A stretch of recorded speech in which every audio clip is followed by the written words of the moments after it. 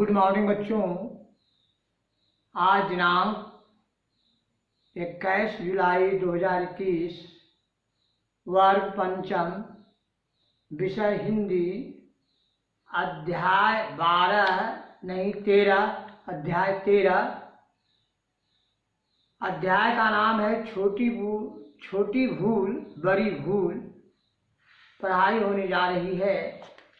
आप लोग page number किताब निकालिए, पेज नंबर 55, और इसमें हम थोड़ा शब्दार्थ भी ब्लैक बोर्ड पर लिखा दिए हैं, आप लोग लिख लीजिए।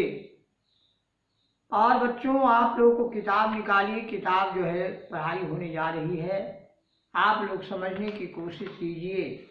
इस पाठ से यह शिक्षा मिलेगी कि ईमानदारी जो होता है हमारा सबसे बड़ा महत्व रखता है। ईमानदारी ही सर्वोत्तम नीति है। इस पाठ से आपको शिक्षा मिलेगी। ईमानदार मनुष्य का सब आदर करते हैं। बेईमान व्यक्ति सबके नजर पर गिर जाते हैं। कोई उसका मन से सम्मान नहीं करता है। वह सबका विश्वास भी खो देता है। मन कभी गलत सलाह नहीं देता। अपनी मन की आवाज़ सुनो और ईमानदार बनो। यही जो है बच्चों, इससे आपको शिक्षा मिलेगी। इसलिए ईमानदारी जो है सर्वोत्तम नीति है। छोटी भूल बड़ी भूल का जो है ये कहानी से आप समझ जाइएगा कि ईमानदार यदि रहिएगा तो आपको किसी चीज़ की कमी नहीं होगी।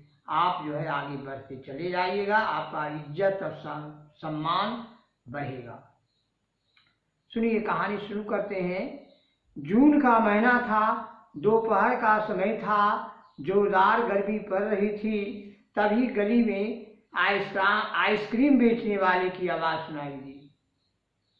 आप लोग के घर में, आप लोग के गांव या घर के आस पास गली में देखते होंगे कि आइसक्रीम बेचने वाले आते हैं, है ना।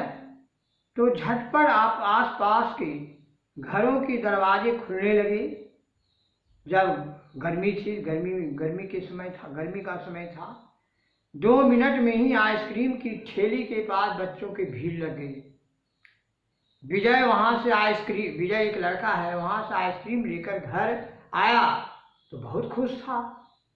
ऐसी गर्मी में ठंडी मीठी आइसक्रीम मिलने की जितनी खुशी थी, उसे इससे भी बढ़कर एक खुशी और थी। वह खुशी क्या थी बच्चों, सुनिए। बात यह थी कि विजय ने ठेली वाले से 5 रुपये की आइसक्रीम ली। उसे 5 रुपये दिए। ठेली वाले ने भूल से विजय को 5 रुपये लौटा दिए और आइसक्रीम दे दिया मुफ्त में। विजय ने सब और कुछ जानते हुए भी वे 5 रुपये चुपचाप अपनी जेब में रख लिया। फिर मन ही मन प्रसन्न होता हुआ अपना घर चलाया। तो आप जानते होंगे ऐसा अनेक बार हो जाता है कि यदि दुकान पर भीड़ रहती है तो गलती होती है, आशंका और भी बढ़ जाती है, अधिक बढ़ जाती है। सोचो, क्या विजय का यह काम उचित था? आइसक्रीम खिलाने वाला तो खिला दिया, आप पैसे नहीं दिए, तो यह जो है अच्छा काम नहीं है। मान लिया उस समय आइसक्रीम वाले भूल गए होंगे पैसा लेने में, भीड़ भाड़ था, लेकिन आपका क्या फर्ज था? आपका फर्ज था कि मैं ईमानदारी से 5 रुपये ठेला वाला को दे देना था। सचमुच विजय ने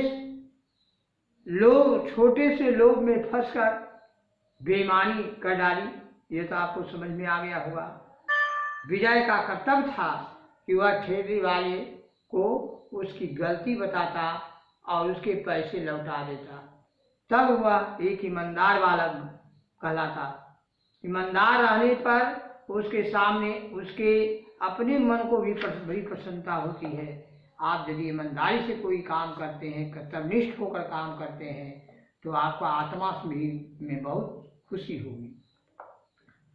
कुछ स्वार्थी लोग जो होते हैं, खाने पीने में बेईमानी को बेईमानी नहीं मानते हैं, यह अनुचित बात है बच्चों।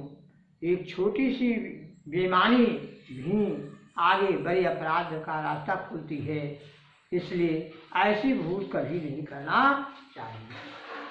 कभी कभी हम दूसरों को कोई वस्तु मांग लेते हैं, उसे लौटाने में देरी कर देते हैं। अब यदि उस वस्तु का मालिक हमसे नहीं मांगे तो हम प्राय उसे लौटाने की चिंता नहीं करते हैं। हमारा यह व्यवहार उचित नहीं है। मांगने पर नहीं देना चाहिए। यदि आपको अपना मन से यदि किसी के पास आप कर्ज लिए हैं, कोई आपका काम समय पर कर दिया है, तो उसको पैसा आपको स्वयं अपने मन से दे देना चाहिए समय पर, कि आगे भविष्य में फिर मांगने का आपको मौका मिलता। लेकिन बहुत से लोग नहीं समझते हैं। लोग सोचते हैं कि मालिक मांगे नहीं रहा है उतना, अभी क्या जरूरत है उसे। यह भूल है, यह ऐसा नहीं समझना चाहिए। ईमानदारी रुपये, पैसे या वस्तुएं की ही नहीं होती है बच्चों, इसका क्षेत्र विस्तृत होता है। आप विद्यार्थी हो, आपको ईमानदारी से पढ़ने की आवश्यकता है। कुछ बालक नहीं पढ़ते हैं, पढ़ने लिखने का नाटक करते हैं घर पर, और पढ़ते समय उनका मन इधर उधर भटकते रहता है। वे अपने माता पिता और अध्यापक का धोखा देते हैं। वे अपनी पढ़ाई के प्रति ईमानदार नहीं होते हैं। और जो विद्यार्थी परीक्षा में नकल करके उत्तीर्ण होने का प्रयत्न करते हैं, उन्हें भला कौन ईमानदार कर सकता है। ऐसी नकली पढ़ाई और नकली परीक्षा से क्या लाभ है, क्या फायदा है। सोचो बच्चों, नकल करके परीक्षा उत्तीर्ण करने वाला बालक बड़ा होकर यदि अध्यापक बना तो वह विद्यार्थियों को क्या पढ़ाएगा, जब उसे ही कुछ नहीं आता। यदि ऐसा अज्ञानी व्यक्ति चालाकी और बेईमानी से डॉक्टर बन गया तो मरीजों को बेमौत ही मार डालेगा। यदि कहीं धोखाधड़ी करके वह इंजीनियर बना तो उसके बनाए हुए भवनों और पुलों का प्रयोग करने वाले की जान सदा जोखिम में ही डाल देगा, यानी खतरा पैदा कर देगा। इसलिए आवश्यक है बच्चों कि आप ईमानदार बनिए और उसके बनाए भवनों और पुलों को प्रयोग करने वालों को सदा जोखिम में मत डालिए, है ना। आप ईमानदार बनिए, योग्य व्यक्ति बनिए, परीक्षा में पूरी ईमानदारी बरतिए। ईमानदारी कब बरतिएगा, जब आप कठिन मेहनत कीजिएगा, पढ़िएगा खूब मन लगा करके, मेहनत करके, तब तुम्हें भावी जीवन में कोई कठिनाई नहीं आएगी। यदि महापुरुषों के जीवन पर ध्यान दोगे तो उनमें भी ईमानदारी का गुण मिलेगा। तुमने पढ़ा होगा, गांधी जी ने बचपन में अध्यापक के इशारे पर भी पास बैठे हुए बालक की कॉपी पर देखकर अपना गलत शब्द ठीक नहीं किया था। उनका सारा जीवन ईमानदार रहकर ही बीता। इसलिए महात्मा गांधी को आज भी लोग परम बापू कहते हैं। आज जय जयकार होती है, पूरे विश्व में उनकी जयकार करते हैं। हमारे स्वर्गीय प्रधानमंत्री श्री लाल बहादुर शास्त्री जी का नाम सुने होंगे। ईमानदारी का सब लोग आज भी उदाहरण देते हैं। उन्होंने जीवन भर न तो अपने लिए अनुचित लाभ उठाया और न ही अपने परिवार के लिए। उनके अतिरिक्त बार बार मंत्री पद पर रहकर भी श्री गुलजारी लाल नंदा जीवन भर किराए के मकान में रहे। आप लोगों को मालूम होगा, तो ऐसे अनेक उदाहरण हैं। इस प्रकार से बच्चों, मैं यही कहूँगा कि आप लोग इस पाठ से जो शिक्षा मिल रही है उस शिक्षा को ग्रहण कीजिए, ईमानदारी की शिक्षा ग्रहण कीजिए। आप ईमानदार बनिए, कर्तव्यनिष्ठ बनिए, मन लगाकर पढ़िए। और इसी शब्दों के साथ आप लोगों को मैं धन्यवाद देता हूँ। जय हिंद, जय भारत।